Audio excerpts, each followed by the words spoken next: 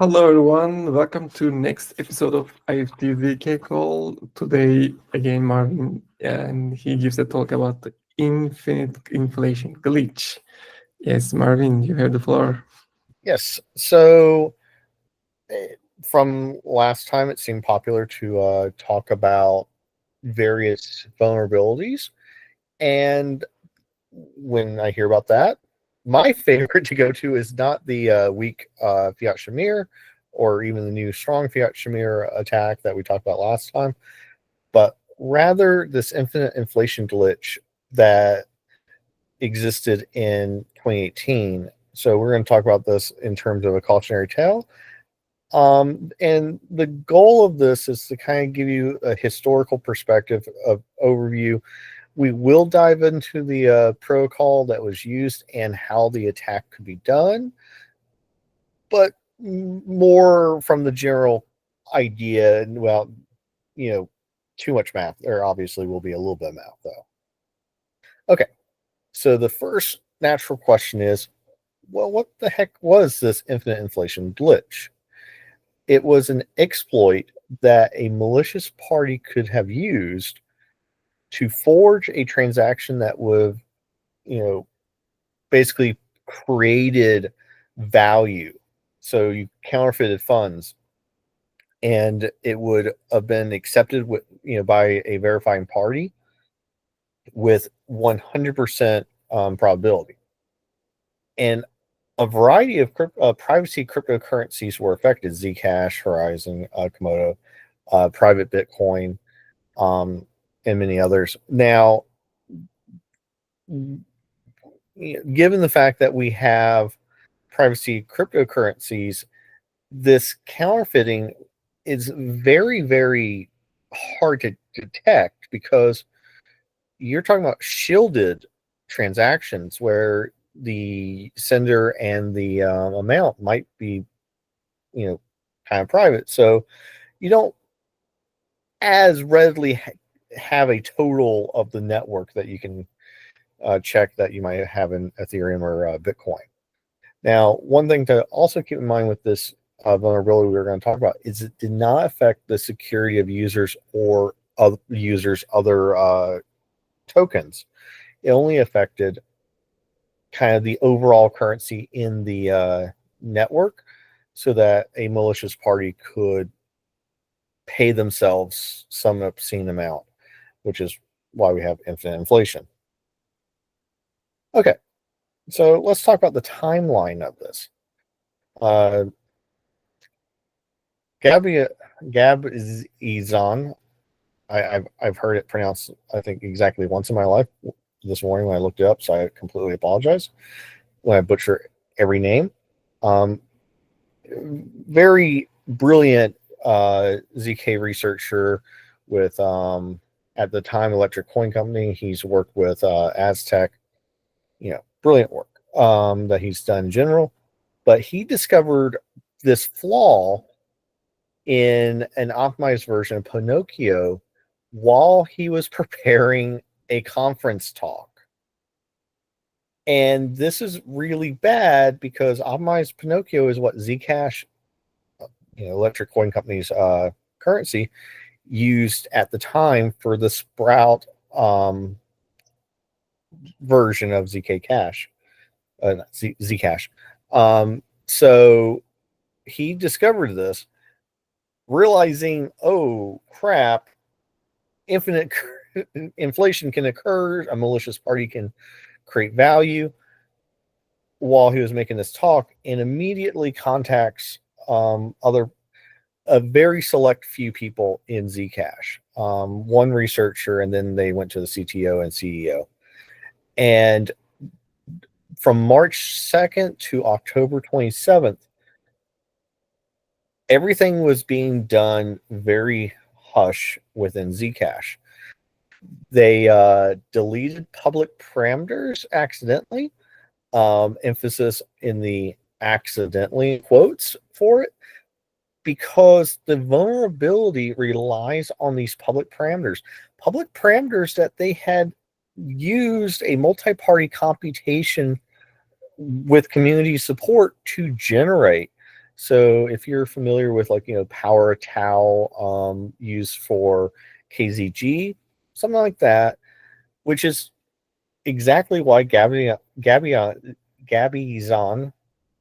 found this bug in the first place, because he was working on a presentation for Zcash present paper on the multi-party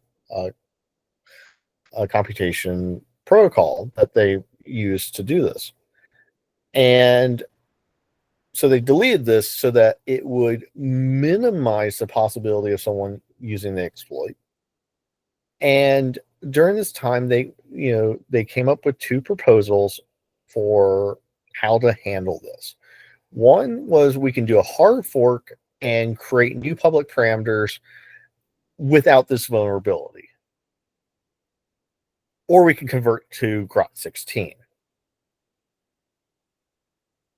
They converted to Grot16 with the sapling upgrade, and which makes a lot of sense. Once we dive into some of the details in terms of optimized Pinocchio, you'll look at it and go, well, obviously you should use Grot16.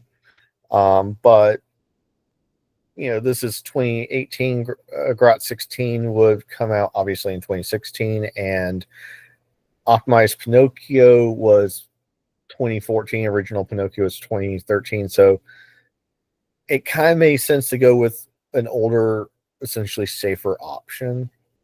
So, and then in November and December of 2018, Zcash very quietly started to notify other projects that used this optimized version of Pinocchio that there was an exploit. They didn't disclose what the exploit was, but that there is an exploit that can be used against these currencies, and that they should go adopt Grot16.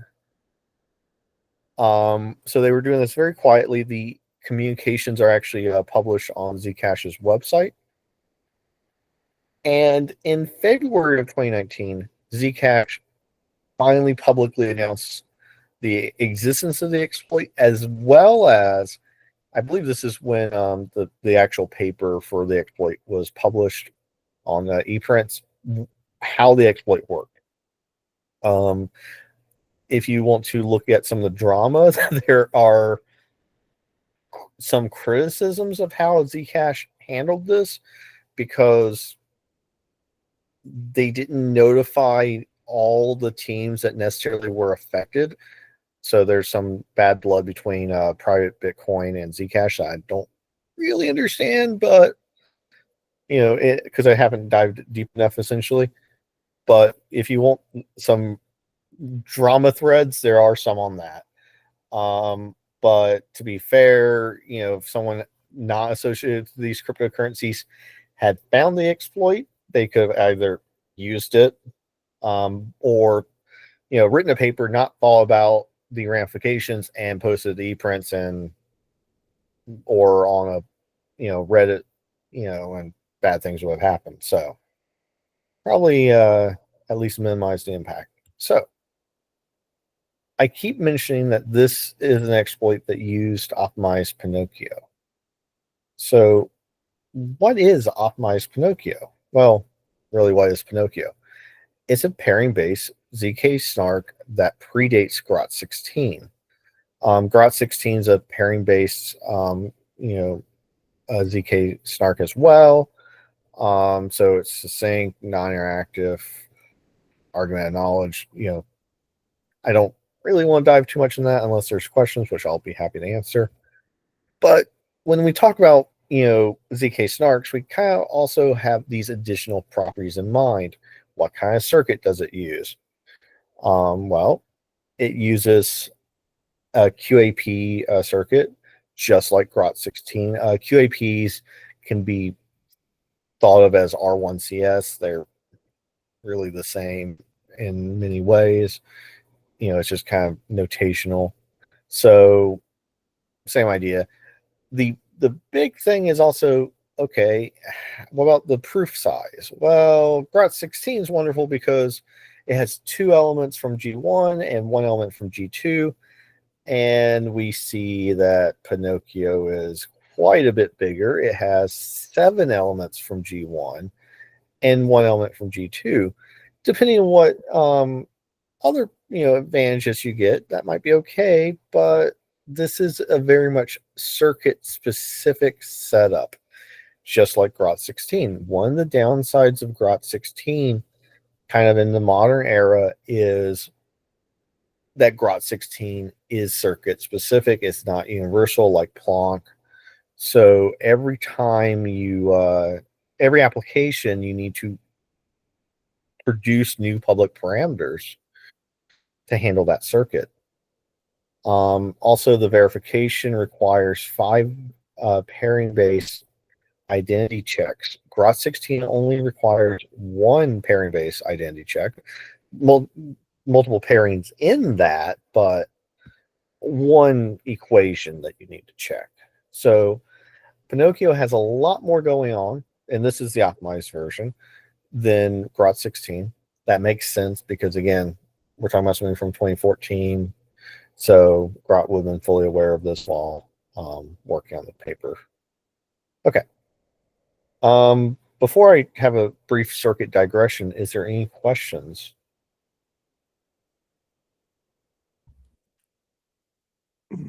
There's no, No sorry, question? there's no question. There's Okay. no question, chat. Okay.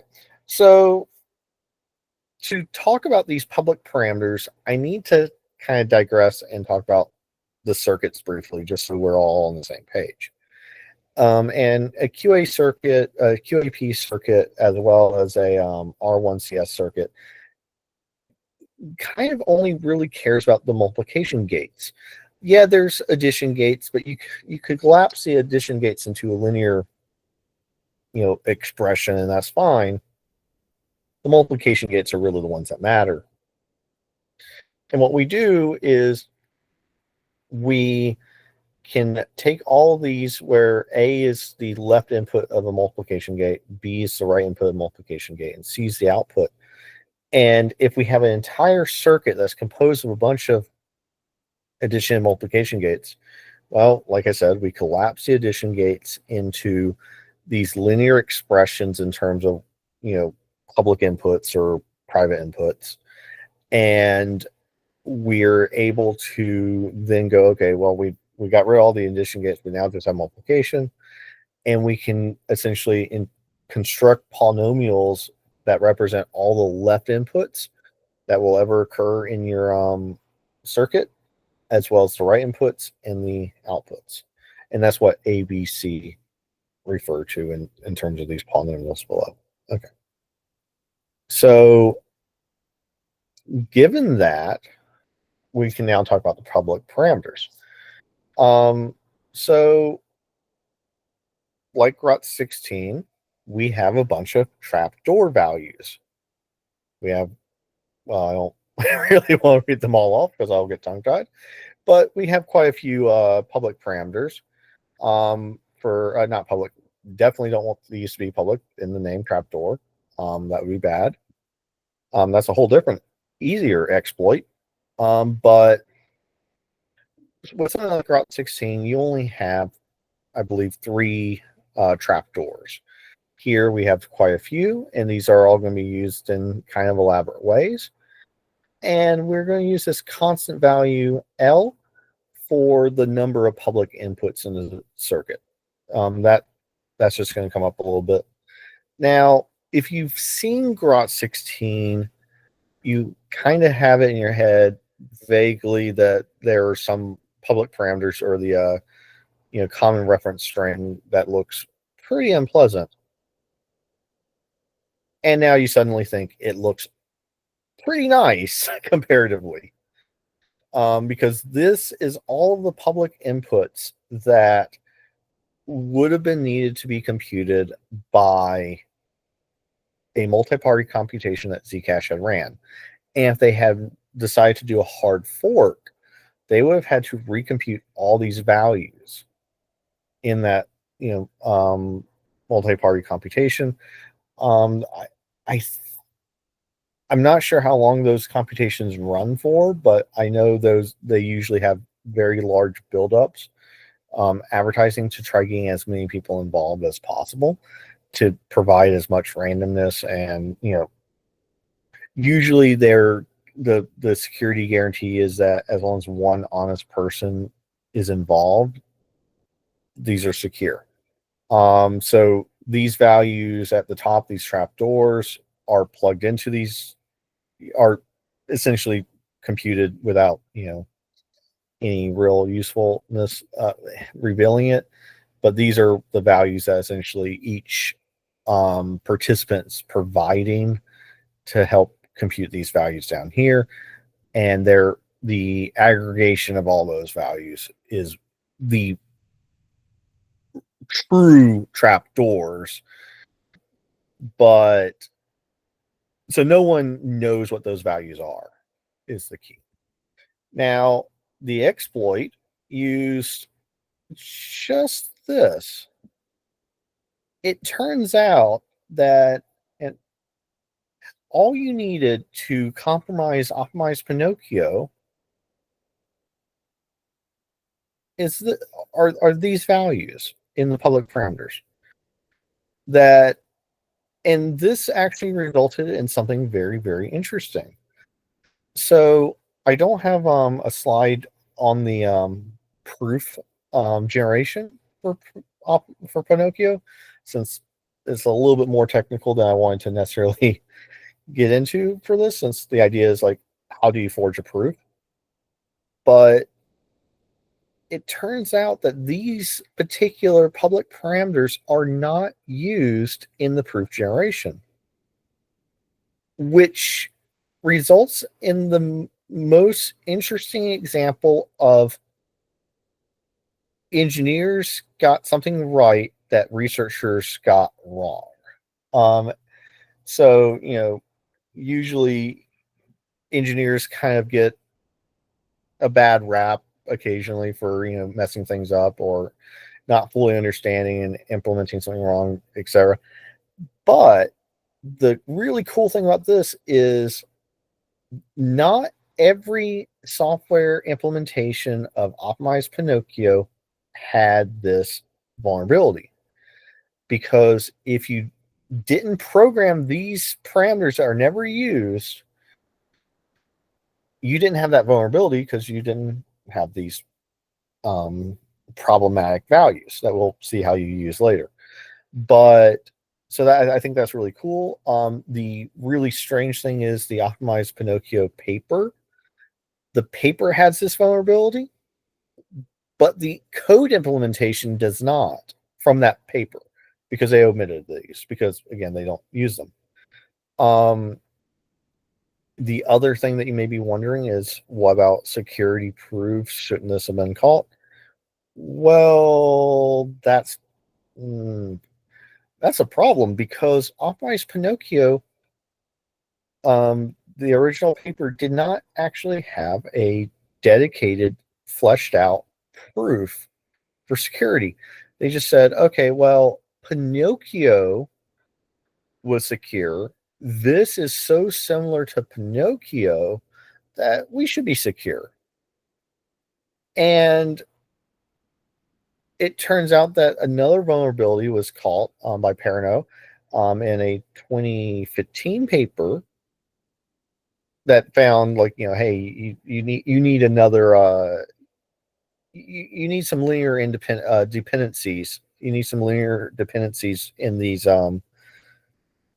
identity checks, but it did not catch this particular bug, which is actually more severe.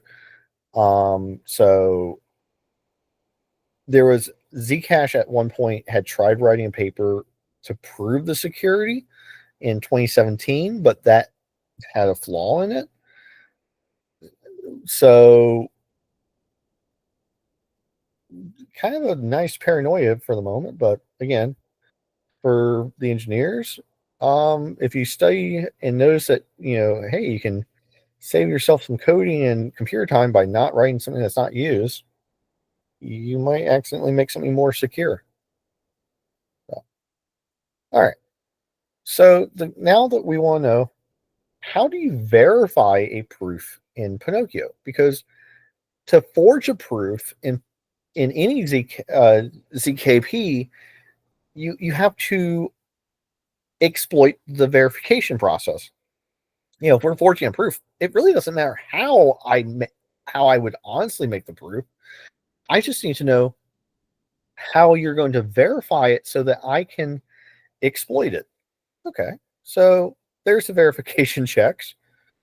Uh, Again, substantially more complicated than we would have seen with, say, Grot 16. So I will let you have a moment to look at that while I ask you, Gur, if there's any questions.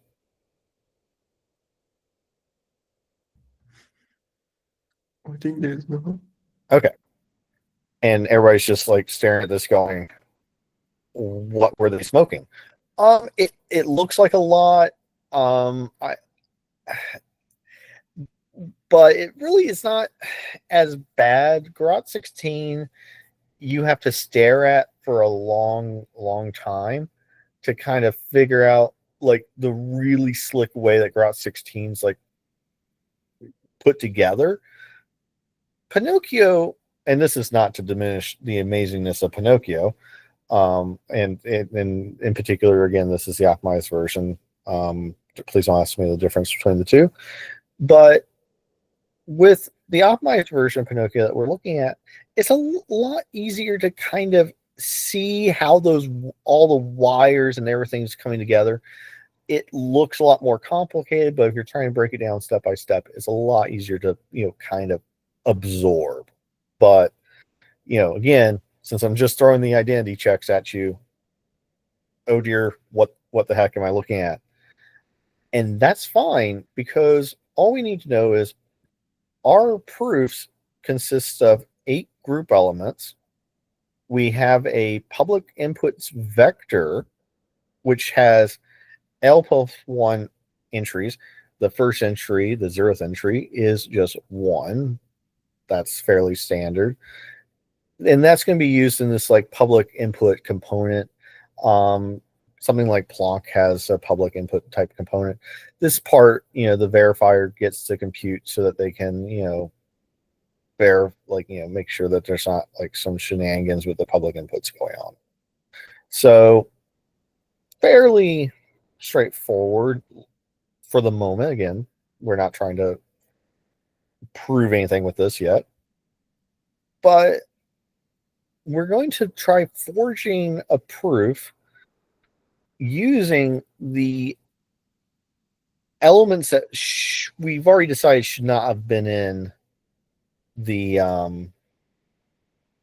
public parameters, the CRS. So if I have a good proof, and that's always how you want to build a false proof, you want to start with something that works, that would have satisfied those verification equations.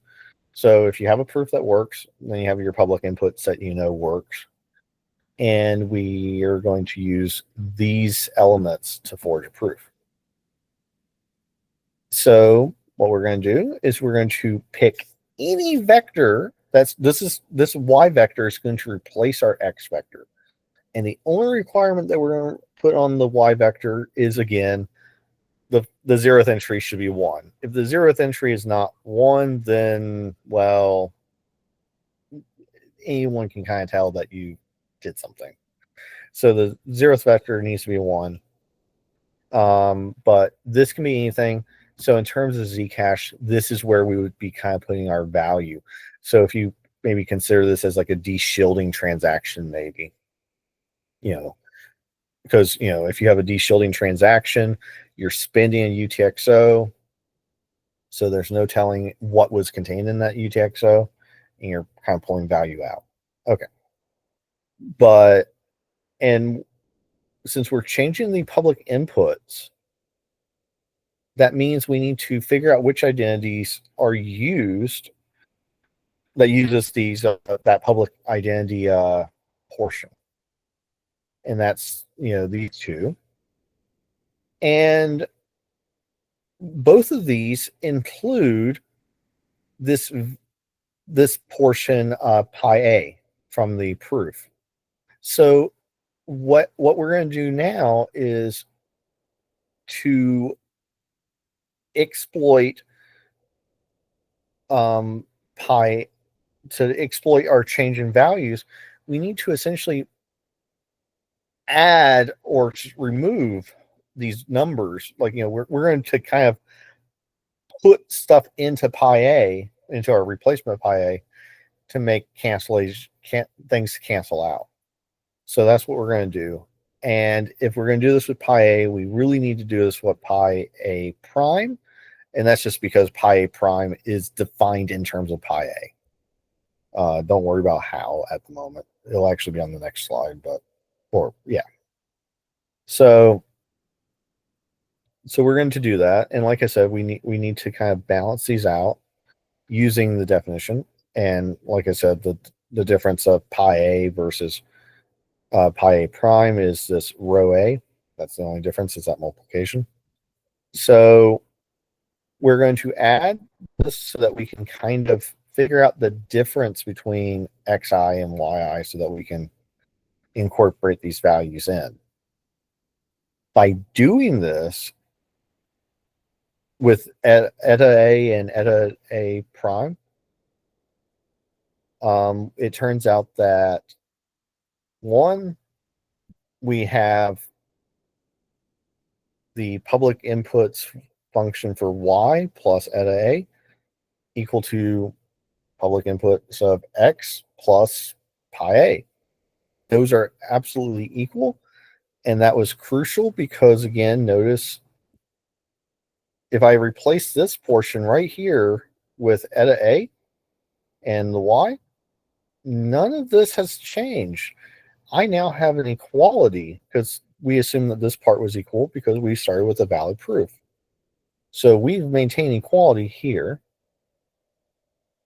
And now we also are going to use that eta prime a is equal to this. And that was...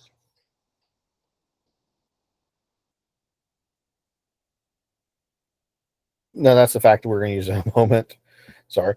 But the other part right here, it just follows from the same previous identity that we had. So this fact solves both things. This is just an additional fact that we'll use in a second. So they'll be on the next slide. In fact, I'm literally staring at.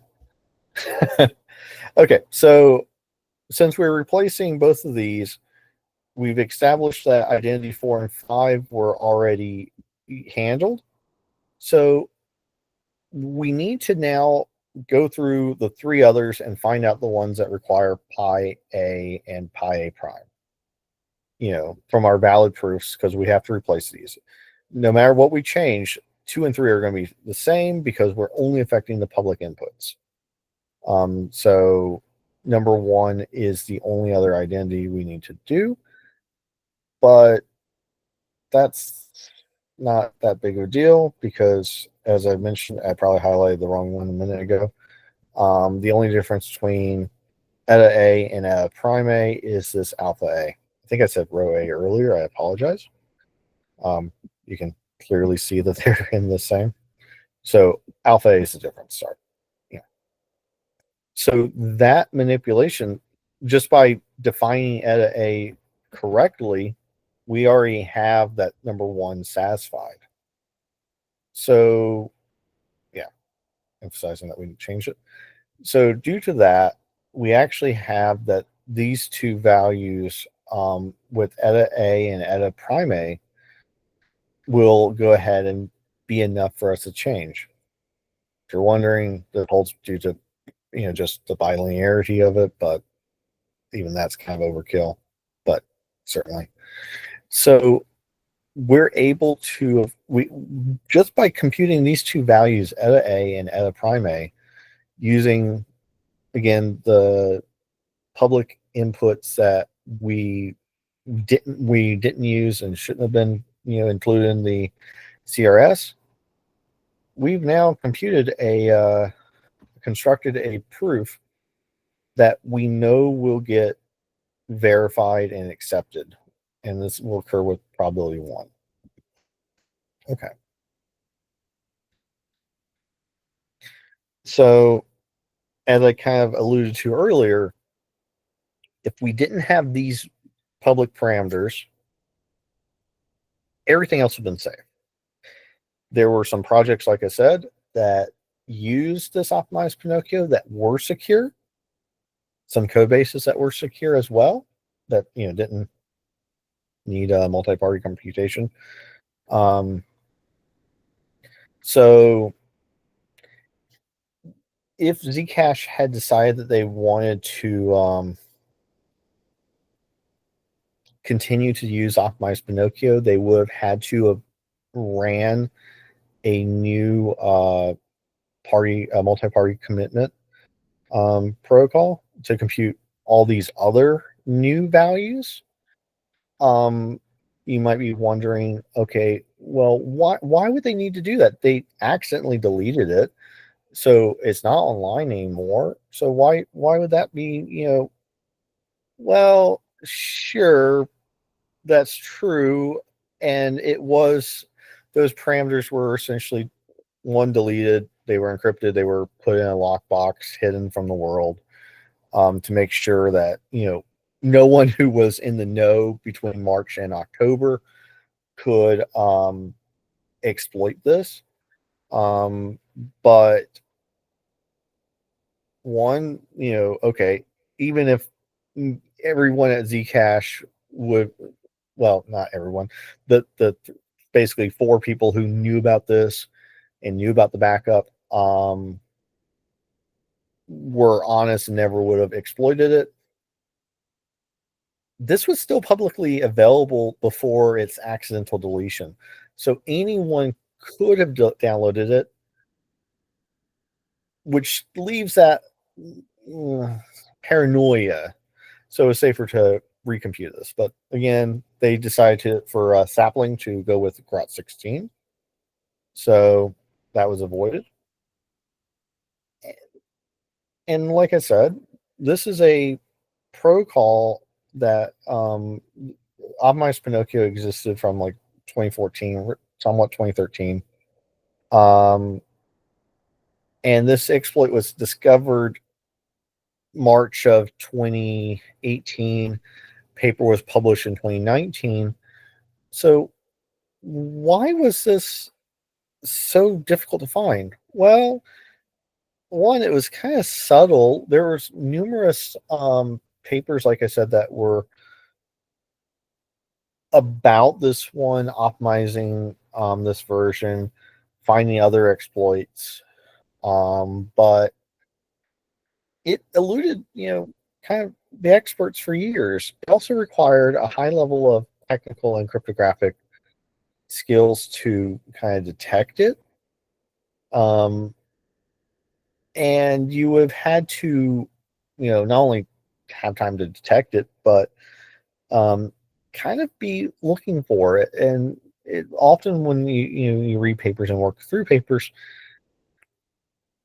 unless you're really using that one, you might not be as worried about the details of it sometimes. So it sometimes that's also dangerous. The other reason that this exploit may have not gotten used is because you would the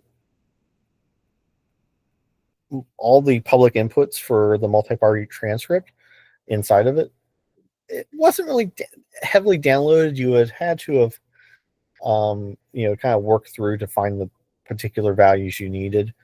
When I say values, again, not the trapdoors, but the group elements. But you had a large transcript, not many people downloaded it. So a lot harder to find.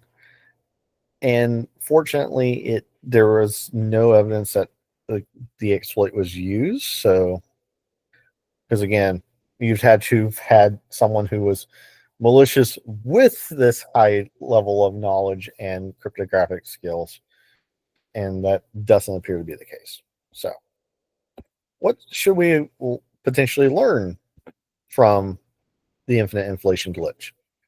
One, thorough security proofs.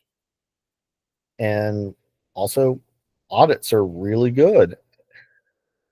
Now, keep in mind, audits don't always look at security proofs. That has to actually be requested. There was a security issue essentially detected in by an IFT member for another package recently, but I'm not going to dive into that because I think that I'm probably not allowed to. Not from IFT standpoint, but I don't want to get drama going with another company. So, but there is certainly worries when you're using ZK systems that do not have security proofs. And even if we do, it might not be a very good security proof. So, anyway, since I keep mentioning the paper that describes this type of attack, here's the ePrint code. Any questions? Thank you, Marvin. It's really a good topic about this groundbreaking Well, problem. I'm sure it's groundbreaking since we're 7 years out from it. Yeah. Yeah, Yeah, Philip.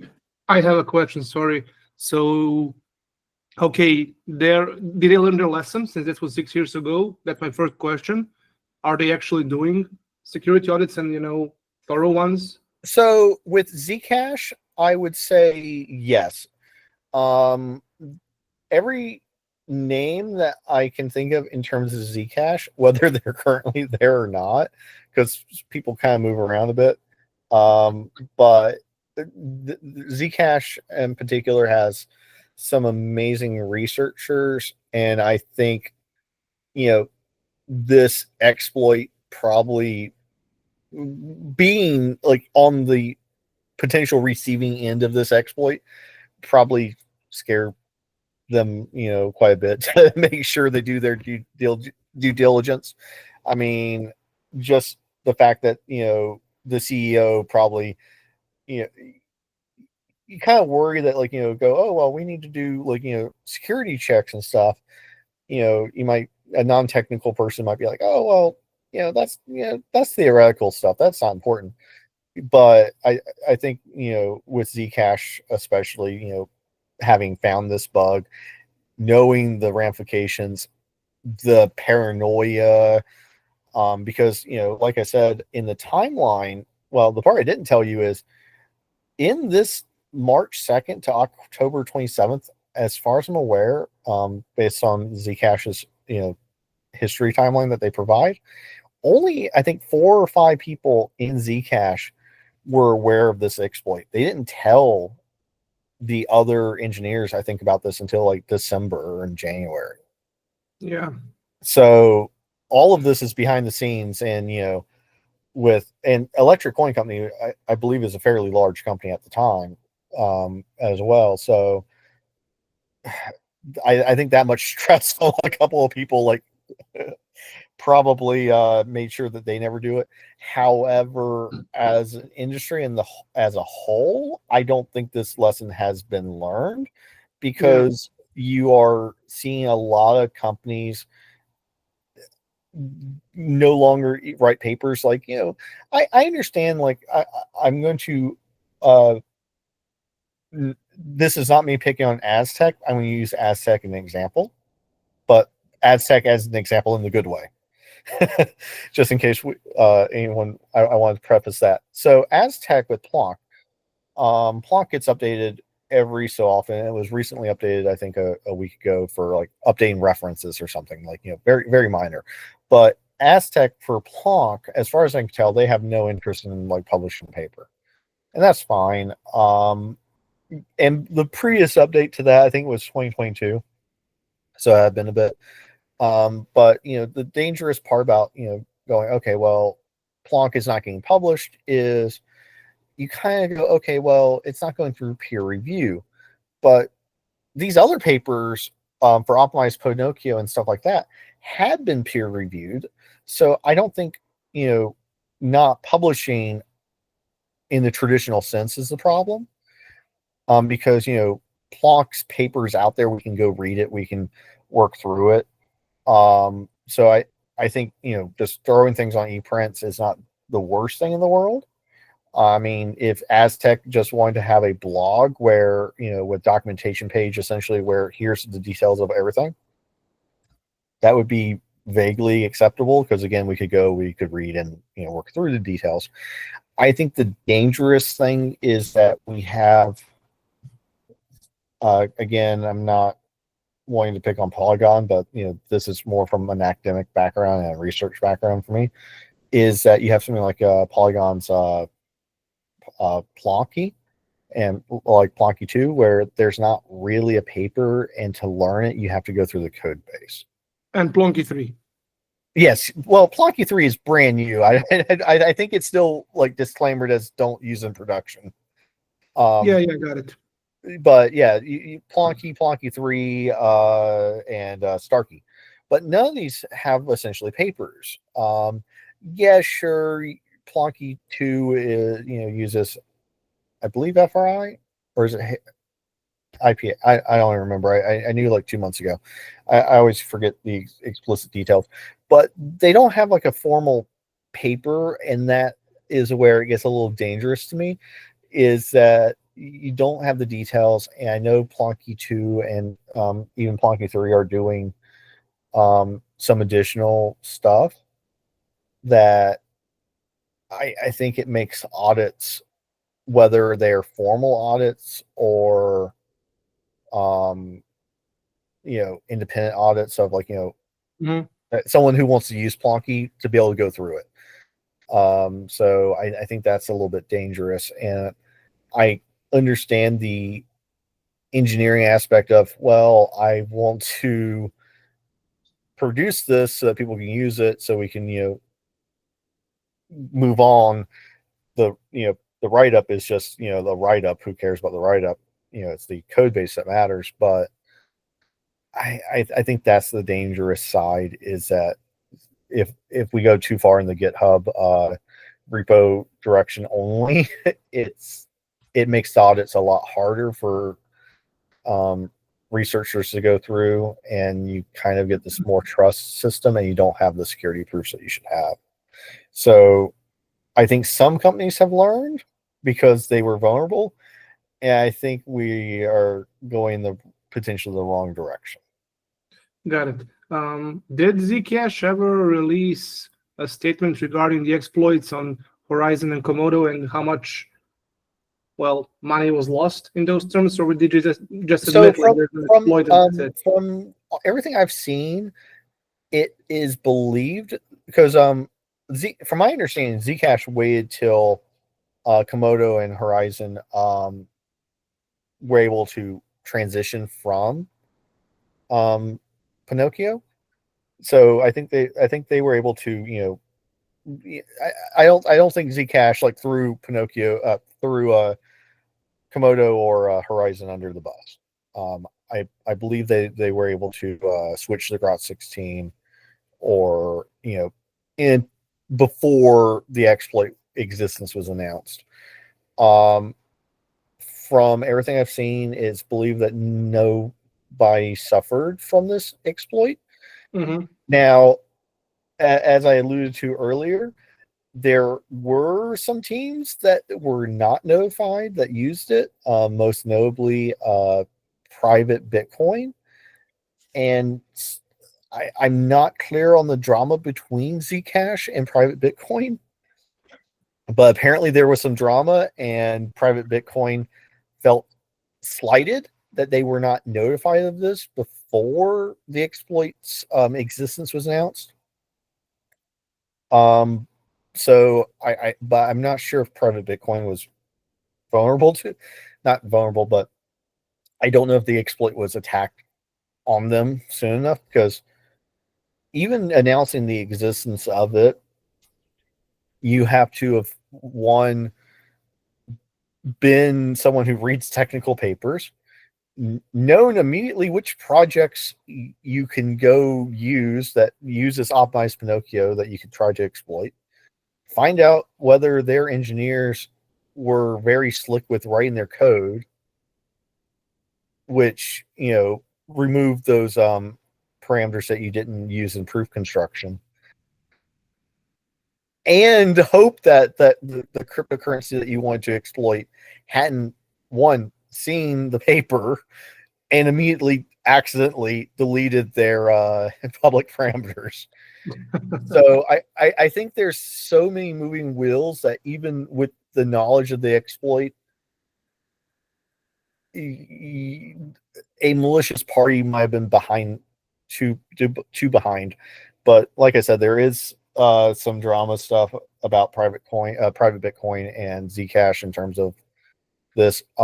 In Zcash's defense, or more accurately, in the phrasing that they used to defend who they contacted people based on the market value that they had. Got it. So their argument for not contacting private Bitcoin was it was a lot smaller than these others. And, from my understanding, they also contacted Komodo before Horizon because Komodo had more market value, and they're trying to tell as few people that this thing exists at any one time. So, but I think once the cat was out of the bag, it still wasn't as horrifying as it could be, because you had to go download several gigs of public parameters. You had to know which ones to go exploit, and so Yeah. Other Got questions? it. I guess we'll have to ask somebody from Zcash for the details on it if we want to know like the real deal. But yeah, thanks for the The real deal about private Bitcoin in them. Yeah, I think Google will tell you, because I have seen things about it before. I just didn't dive into it because I'm not as big on the gossip. But there are definitely things. I think you have to wait to find a former employee of Zcash, though, because I imagine anyone currently at Zcash probably doesn't want to accidentally say something bad about their current employer, because gossip, no matter how you say it, is going to come off bad for both, either party. it depends. It was a long time ago, so maybe they would just want to be, transparent about it. But yeah, it's all nobody wants to risk, I guess. Yeah. But there is a lot of stuff online about it, so you could probably kill a few minutes and find it. Right. Other questions? Thank you. Yes, Silva. Yes, Marvin. In the first slide, you mentioned that that Zcash told about the security exploit to Horizon and Komodo. Yes. I'm curious, why did they release? Why did they publicly announce the exploit, like just a few months later? Like it seems.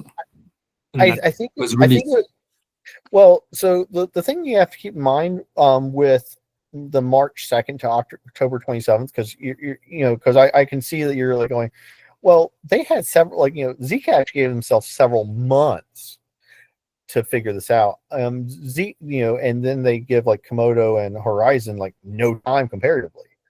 That is true when you look at it this way, but Zcash, when they disclosed the exploit to Horizon and Komodo, they also gave a recommendation to, they didn't say what the exploit was, because they didn't want to risk, telling the Horizon engineers what it was and them going, oh, Komodo has the same issue, or private Bitcoin has the same issue, so we can go download their stuff. And so they only said, look, there's this major infinite inflation exploit that exists within Optimized Pinocchio. I believe they checked the code base and was it's in your code. So they told them the existence. They didn't tell them what it was, but they said they did say, hey, to secure yourself, we recommend that you convert over to Grot 16. This is what we did. So in those several months that Zcash kept it private, they went through these two potential approaches, and I imagine they decided to go with the Grot 16, outside of the fact that it's, shorter proof size, less complicated in terms of verification. But if you did the hard fork to create new public parameters, you have now shown people a way that they can go figure out where that change is. Like you kind of cryptically shown them where the exploit is. So by going with Grot 16, they avoided that, and those months of preparation was then kind of distilled into their communication with Horizon and Komodo, so that Horizon Komodo can do this changeover a lot quicker. But it means that Horizon Komodo didn't have that much time to verify if they were vulnerable or not. And If they were what? If they were Zcash had already verified that they were vulnerable. Okay, because you just have to look at their. If you know what the exploit is, you can go look at their code base and find out that their multi-party computation generated these public parameters. Mm-hmm. And once you know that, then you go, oh, they're vulnerable. Yeah. So Komodo, like I said, they didn't tell Komodo what the explicit exploit was, but said there is an exploit. Mm-hmm. Okay. Because they don't want like other engineers to go and exploit another team. Okay, got it.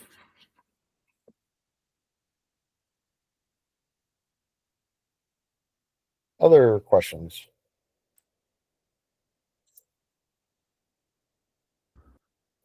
I have a question, but this is not an exact question, especially for not about the presentation. Why do you think they just shift the new MPC protocol to create public information with trusted setup to just mainly change the all proving system? Because the benefits of Growth 16. I think it was like twofold. Like I said, if you had redone the multi-party computation, because you can't use the old one because maybe everyone in all four people at Zcash who were in the know, if you kept the same public parameters, they could use the exploit. So you had to change them, even if it was just them, like just paranoia, sake. So you would have to compute a new public parameters, and if you go compute those new public parameters, you now show where those that exploit exists, because someone's going to look at the code and go, why are we recomputing new public parameters? And you go, wait a minute, these aren't included. Why aren't these from the previous Go not in the new Go? And so now you've given someone a red flag to go look into, and someone else can go figure out this exploit. And while Zcash now would be impervious to it, Komodo would be vulnerable, or so it was safer to kind of avoid like that. It also saved public face, and Grot 16 is just so much better on chain because it's smaller and less verification. So it kind of was a convenient time to upgrade, and two, to avoid releasing the exploit. Yeah, makes sense. Oh, and the other nice thing is by not going with the hard fork, because if Zcash went with the hard fork and then contacted Komodo, they don't just disclose that the existence of the exploit exists, but they have to tell them what the exploit is. So you now given more engineers and more people information about this, very explicitly what the exploit was, so that it could be used. So I think that was probably also another consideration, is when we go tell other teams, we need something that minimizes leakage.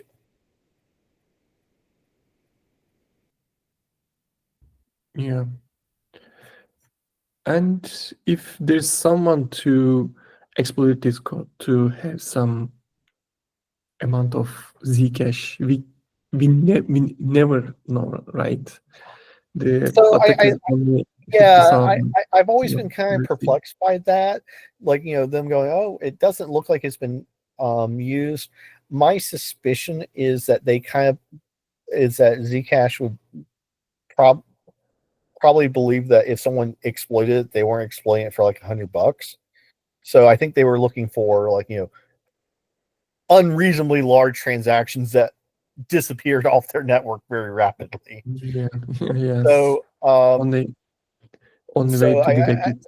so I think that's what they meant. Like, if someone used the exploit to create $100, I don't think we would ever know. But if they used the exploit to create, the amounts they probably would have created and shifted it out, I think Zcash would have, definitely noticed. Because again, these values looked would look very suspicious. It's kind of like the DAO attack, where if it was like small chunks, no one would have noticed, but because they ran the code and grabbed obscene amount of money so rapidly, it was very noticeable.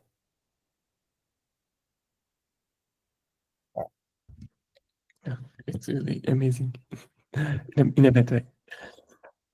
We're protected by the convolutedness of the math. Yeah. Yeah. Is there any question? I think no. Thank you for Marvin. This very nice presentation. It was really interesting topic. And see you the next episode. Thank you. Thank you, Marvin. All right. Thanks and bye.